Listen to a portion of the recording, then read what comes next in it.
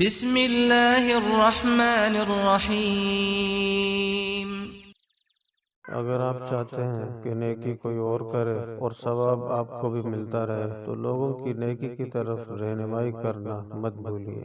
رسول اللہ صلی اللہ علیہ وسلم اس دعا کو مغرب کی سنتوں کے بعد پڑھا کرتے تھے۔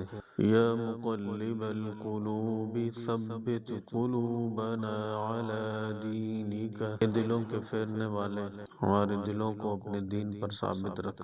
اس دعا کے متعلق نبی اکرم صلی اللہ علیہ وسلم نے فرمایا، جو اس کو مغرب کے بعد پڑھے گا اللہ تعالیٰ اس کی حفاظت کے لیے ایک محافظ فرشتہ بھیجے گا جو صبح تک شیطان سے بچاتا رہے گا، اور اللہ تعالیٰ 10 نیکیاں لکھے گا، 10 گناہ معاف فرمائے گا اور 10 مومن غلام آزاد کرنے کا ثواب دے گا۔